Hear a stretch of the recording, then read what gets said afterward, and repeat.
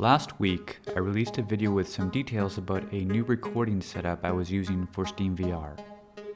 Looking over my last few videos though, I wasn't really happy with the video quality and decided to change to the NVENC encoder with an almost lossless quality setting and the StreamLabs OBS OpenVR plugin.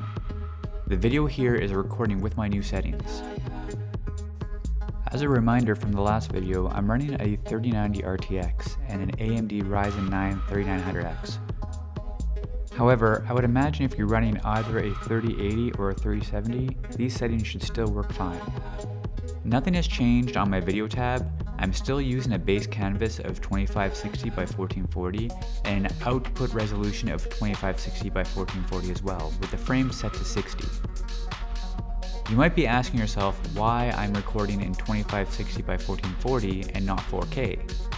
Well, the index is only pushing out 1440 by 1600 to each eye.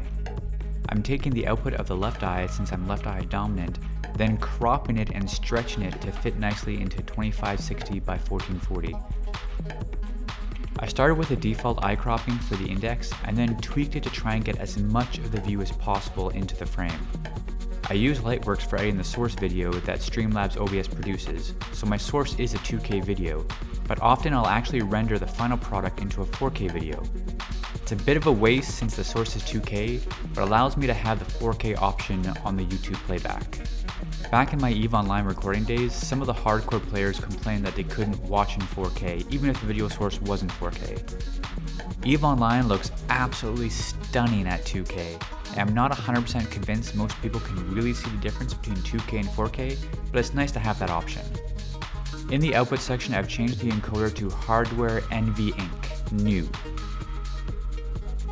with CQP as the rate control and a CQ level of 14 and a preset of max quality. A CQ level of 14 gives you almost lossless compression at the cost of very large video files. A single round of Population 1, which takes between 5 and 10 minutes, is creating a file of 2 to 4 gigs. These are not the sort of settings you want when live streaming, because you'll have to push that much data across your stream, but for recording, they are providing a really nice sharp video. Hard drive space is pretty cheap. I picked up a terabyte SSD for something like $150 on sale, but I have a lot of footage since I record just about every session I play, and I think with these settings, I'm going to have to start managing how much footage I keep around. If you have a beefy enough system, these settings should give you a really nice quality video. But you can check my previous video settings if you don't have a really beefy system and you want to save on resources, which use the CPU instead of the GPU to produce the video.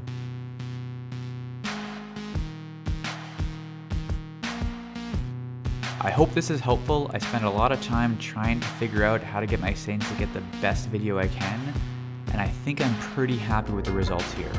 If you have any suggestions, please add them in the comments below, and thank you for watching.